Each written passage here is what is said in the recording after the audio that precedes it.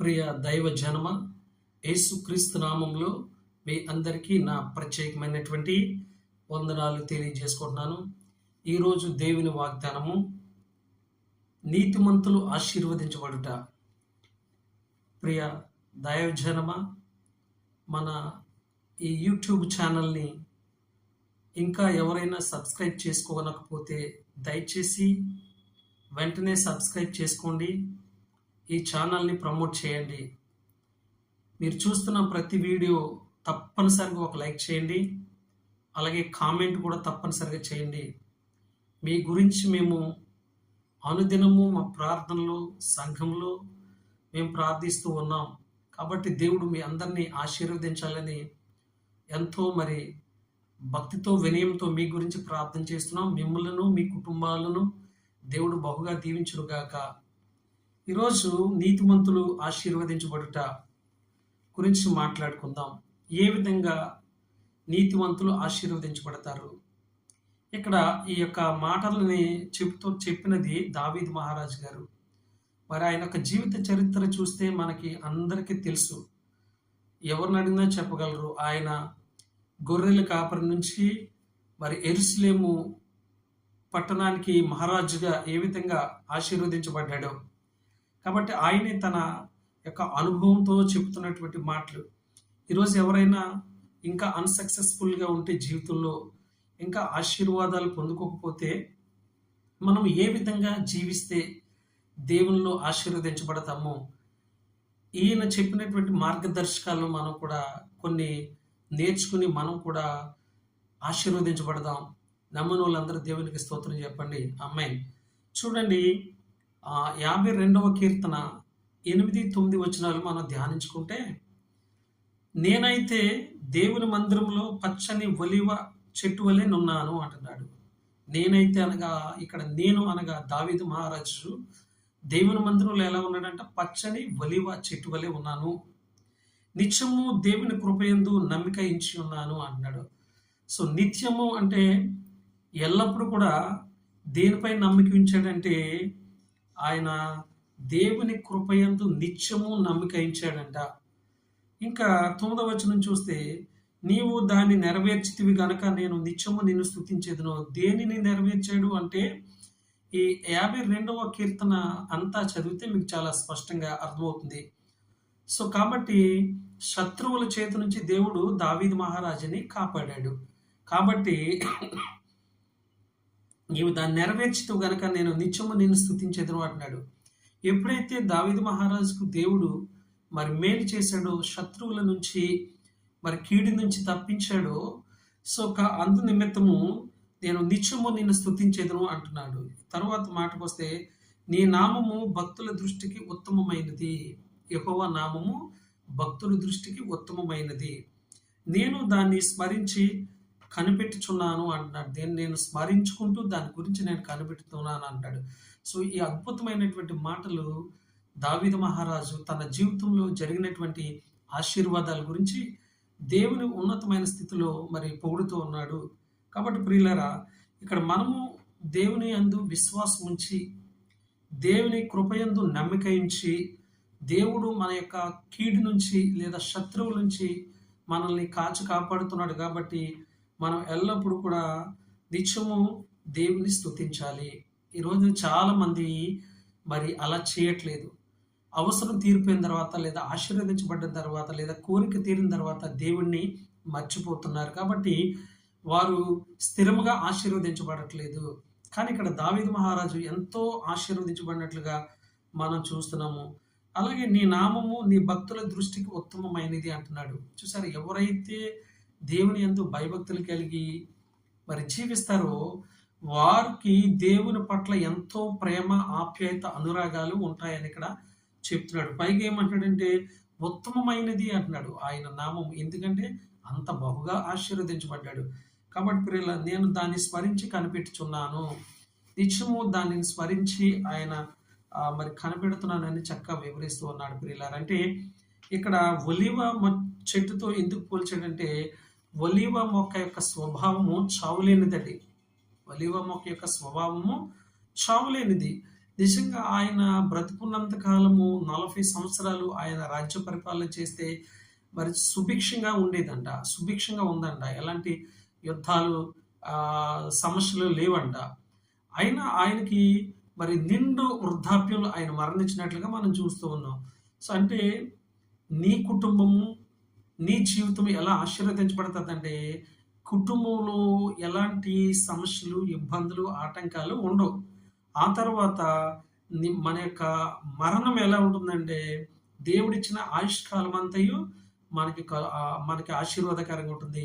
అంటే వృద్ధాప్యం వచ్చిన తర్వాత మనం మరణిస్తాం. చూడండి, ఈ రోజున ఎంతోమంది అర్థాంతరంగా చనిపోతున్నారో ఒకసారి ఆలోచించుకుందాం. కాబట్టి ప్రియులారా, ఒలీవ మొక్క యొక్క స్వభావం ఏంటంటే చావులేనిది. అందుకని ఇక్కడ మనము ఈ మాటను మనము చూస్తే ఆదికాండం 8వ అధ్యాయం 11వ వచనంలో చూస్తే, మరి నోవహ గారు జలప్రళయము మరి అయిపోయిన తర్వాత ఆ భూమి ఎండుతుంది. అప్పుడు ఒక కాకిని పంపిస్తాడు. ఆ కాకి తిరిగి వెనుక రాదు. ఆ తర్వాత భూమి ఆరిందా లేదా అని తెలుసుకోవడానికి పావురాన్ని పంపిస్తాడు.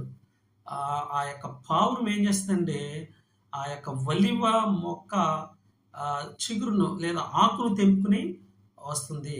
అంటే అన్ని సంవత్సరాలు నీటిలో మునిగి ప్రపంచమంతా నాశనమైపోయి చనిపోయిన జీవ చరాస్తులు, మనుషులు అందరూ చనిపోయారు. కానీ ఆ ఒలీవ మొక్క చనిపోలేదు. ఆ చిగురు అలాగే ఉందంట. ఎంత ఆశీర్వాదం గడుచుంటాం. తన యొక్క జీవితం ఏంటంటే చావు లేనటువంటిది. దాని స్వభావం ఏంటండి? చావు లేనటువంటిది. అలాగే ఈ రోజున దేవుడు మనకు కూడా పూర్తి ఆయుస్సు దేవుడు మనకిస్తాడు.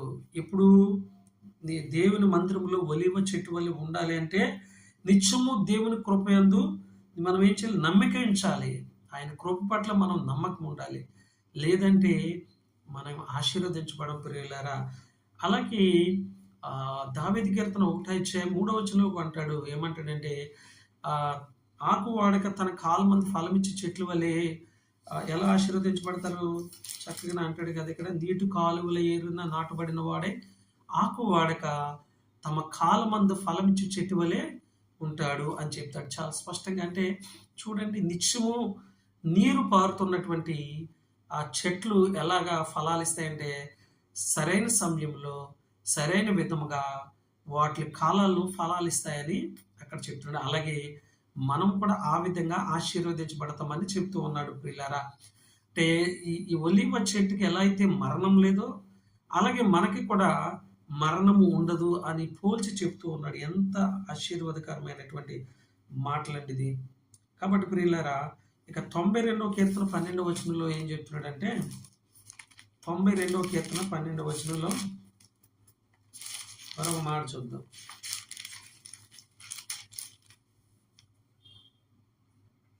నీతిమంతులు ఖర్జూరపు వృక్షం వల్లే మువ్వు వేదురు అన్నాడు. నీతిమంతులు ఎలా ఉంటారంట? ఖర్జూరపు మొక్క వల్లే మువ్వు వేస్తానంట. అంటే చావు లేదు దానికి. ఎడారిలో పెరుగుతాయి ఖర్జూరపు చెట్లు కదా. ఎస్, ఎడారిలో పెరుగుతాయి. ఎడారిలో పెరిగితే వాటికి నీరు ఎక్కడి నుంచి వచ్చిందండి? అది సముద్రం ఉప్పు నీరు. ఆ నీరు పనిచేయదు. అయినప్పుడు కూడా అవి ఎలా మూవి వేస్తున్నాయి? ఆశ్చర్యంగా లేదు? ఎస్, అంటే ఎడారి బ్రతుకులైనటువంటి మన జీవితాల్లో కూడా దేవుడు ఏం చేస్తాడు? చిగురింప చేయగలడు. పాడైపోయినటువంటి జీవితాలను మరలా బాగు చేయగలిగినటువంటి శక్తి గల దేవుడు. నీతిమంతులు ఖర్జూర వృక్షం వలె మువ్వు వేదురు, లెబనోను మీది దేవదారు వృక్షము వలె వారు ఎదుగుదురు. ఇక లెబనోన్ అనే ప్రాంతంలో దేవదారు వృక్షాలు సుమారు 170 నుంచి 160 నుంచి 170 మీటర్లు ఎత్తుకు ఎదుగుతాయంట. వాటి యొక్క విస్తీర్ణం, అంటే చెట్టు మొదల యొక్క విస్తీర్ణం సుమారు చాలా పెద్దగా ఉంటుందంట. ఒక 10 సెంట్ల స్థలం పైనే లేదా 20 సెంట్ల స్థలంలో ఉంటుందంట. అంత మనం ఆ యొక్క దేవదారు వృక్షాన్ని చూడాలంటే నిలబడి చూడలేమండి, పడుకుని చూడాలంటే 160 నుంచి 170 మీటర్లు ఎత్తేదంటే. సో మన జీవితాలు కూడా ఆ విధంగా ఎదుగుదల ఉంటుంది అని దేవుడు మరి యొక్క ఖర్జూరపు మొక్క గురించి అలాగే దేవదారు చెట్టు గురించి చక్కగా వ్రాయడం జరిగింది ప్రియులారా. చూడు, దేవుడు ఖర్జూరపు మొక్క ఎండు మాడి మూడు బారిపోయిన జీవితాల్ని, ఎండిపోయినటువంటి జీవితాల్ని మరలా చిగురింపజేయగలిగే గొప్ప శక్తివంతుడు. అలాగే నీవు అనుకున్న చిన్న స్థాయి నీదని, కానీ నీ చిన్న స్థాయి కాదు, దేవదారు వృక్షం అంత ఎత్తుగా నిన్ను ఆశీర్వదించగలడు, బహుగా నిన్ను ఆశీర్వదించగలడు. ఎప్పుడంటే దేవుని కృప యందు నమ్మిక ఉంచిన ఎడల, దేవుని యందు భయభక్తులు కలిగి జీవించిన ఎడల ప్రియులారా, ఇంత ఆశీర్వాదం నీకు దయచేయడానికి దేవుడు ఈరోజు నిన్ను ఆశీర్వదించబోతున్నాడు. కాబట్టి ప్రియులారా, అంటే దేవుని యొక్క ఉద్దేశం ఏంటంటే, దేవుని యొక్క మన పట్ల దేవుని యొక్క ఉద్దేశం ఏంటంటే, నిత్యము ఎల్లప్పుడూ మనం పచ్చని జీవితం, అంటే పచ్చని ఫలభరితమైనటువంటి చెట్లు వలె జీవించాలి అని దేవుని యొక్క ఉద్దేశం. కానీ అందుకని ఇక్కడ ఎందుకు ఇలాగ రాయడం జరిగిందంటే, శత్రువుల గురించి ఆయన మరి కాపాడుటకు శత్రువులు 52వ కీర్తనలో ఏం చెప్తున్నాడు, దేని గురించి రాయబడిందంటే, కీడు చేయవారు నాశనం అవుతారు అని.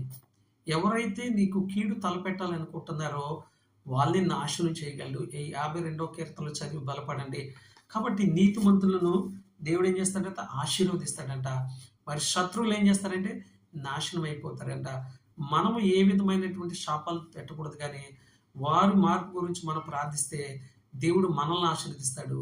ఎలా ఆశీర్వదిస్తాడంటే ఈ విధంగా, ఇప్పుడు మనం మాట్లాడుకున్నటువంటి విధంగా ఆశీర్వదిస్తాడు.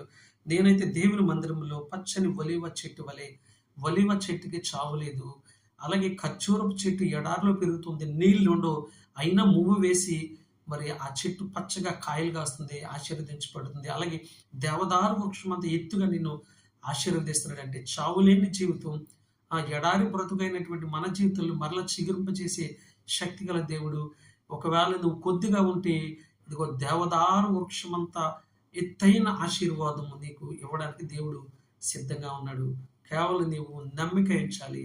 దేవుని కృప పట్ల నమ్మిక ఉంచి, దేవుడు నా సహాయకుడు, నా పోషకుడు, నా విమోచకుడు, సజీవుడని నీవు అనుకుంటే దేవుడు నిన్ను ఆశీర్వదిస్తాడు. దేవుడు మీ అందరిని బహుగా దీవించి ఆశీర్వదించబడును గాక.